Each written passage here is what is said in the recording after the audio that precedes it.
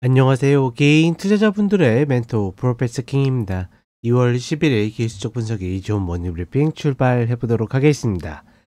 자, 일단 미국 시장 같은 경우에는 반등 마무리가 돼가는 모습입니다. 일단 재밌는 거는, 그러니까 제가 요즘에 그런 표현 하거든요. 그러니까 매수자도 욕하고 매도자도 욕하는 뭐 그런 장의 흐름이다. 물론 이제 박스권 안에 있기 때문에 그런 모습을 보여주고 있지만, 결국은 고가를 돌파할 만한, 즉 신고가를 다시 쓸 만한 어떤 이슈가 좀 발생하지 않고 있고, 다만 아래로 이탈할 만한 어떤 악재들은 좀 있다라고 생각하거든요. 근데 시장의 외세가 워낙 강하다 보니까 그런 것들이 제대로 반영되고 있지 않다. 최근에 굉장히 유명한 투자가들이 대체적으로 이제 대형주들을 좀 매도하고 혹은 줄이고 채권 쪽으로 가는 모습을 보여주고 있고, 어떤 기관 투자자분들의 흐름도 그런 방식으로 좀 가는 경향들이 있는데, 여전히 이제 개인들이 대형주를 계속 매수해주는 그런 모습들을 보이면서 시장이 좀처럼 이제 꺾이지 않는 그런 모습들을 보여주고 있습니다. 그렇다 보니까 시장 전체적으로 웬만한 악재에는 내성이 생겼다라는 말도 조금 이게 말이 안 맞는 것 같은 게, 그러니까 내성이라는 것 자체라는 말도 통하지 않을 정도로 뭐 제대로 일봉상에 말 그대로 지수가 120평도 닿지 않다 보니까 그런 것보다는 거의 악재를 그냥 뭉개버리는 그런 모습이고, 여전히 AI 반도체가 빅테크들이 시장을 주도하고 있다. 뭐 이 정도로만 좀 인지하시면 되지 않을까.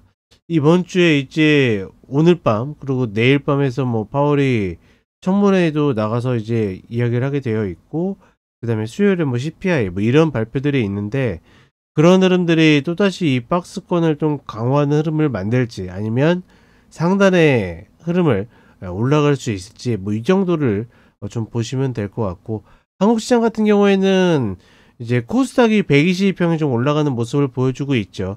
좀 개인적으로 좀 아쉬운 거는 이 744 라인을 돌파하면서 2차전지가 힘을 받았으면 개인 투자분들이 좀 더 좋을 수 있는 그런 여지, 그리고 시장의 대부분의 업종의 어떤 수단매가 돌 수 있는 여지를 만들 수 있을 거라고 생각했는데, 그러지 못하고서 올라간 것은 조금 아쉬운 면들이 있다. 결국 2차전지 같은 경우에는 공매도 금지가 풀어줘야 공매도들이 풀어주지 않을까, 뭐 이제 이런 생각들을 좀 가지고 있고, 그 다음에 코스닥이 올라갔기 때문에 코스피가 따라 올라갈 가능성이 높다라고 보고 있는데, 그러니까 터치가 중요한 게 아니라 여기 안착해야 되거든요. 안착해가지고 버틸 수 있는 흐름을 만들 수 있을지, 그런 부분들을 좀 보시면 될 것 같습니다. 자, 그럼 간단하게 차트 보도록 하겠습니다.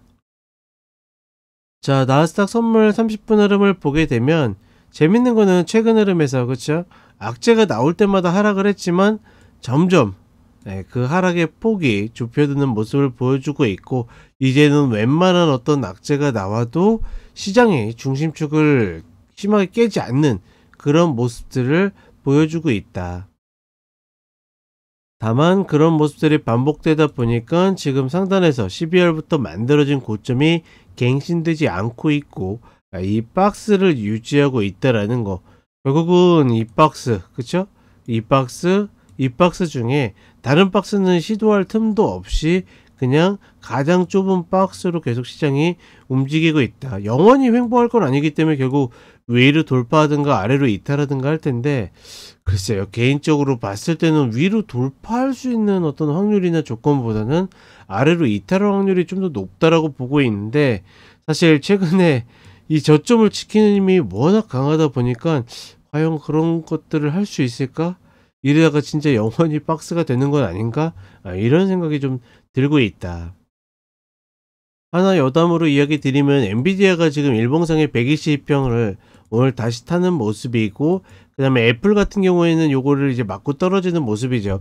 둘 다 120평을 타게 되면 시장이 조금 더 반등할 가능성이 높다고 보고 있고, 둘 다 이탈에 있다라 그러면 여전히 잘해야 박스인 형태를 계속 만들 가능성이 높다. 뭐 요 정도만 인지하시면 될 것 같습니다. 자, 그 다음에 우리 시장으로 오게 되면 122평을 지금 저항받고서 넘지 못하고 있는데 오늘 또다시 뭐 근처를 시도할 가능성이 높다라고 보고 있습니다.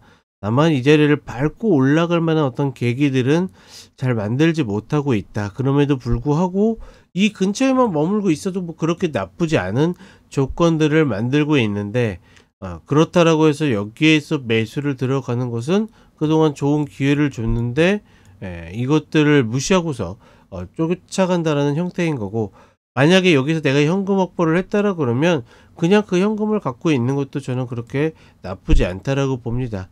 코스닥이 상대적으로 120평을 올랐다는 모습을 보여줬는데, 이천지의 힘이 아니라는 것은 개인 투자분들 입장에서는 좀 아쉬운 그런 흐름이라고 보고 있고, 그 다음에 결국은 그다음 779 라인인데 이 라인을 노리기에는 기존 종목들로는 여전히 저는 부족하지 않을까. 지금 이 구간에서 그러니까 횡보할 것 같지는 않거든요. 다시 이탈이 나와서 눌리든 뭐 하든 할 가능성이 높다라고 보고 있고, 여전히 매수는 이 아래에서만 가능하다, 이렇게 보시면 되겠습니다. 자, 이렇게 이야기 드렸고 저는 쇼츠로 또 찾아뵙도록 하겠습니다.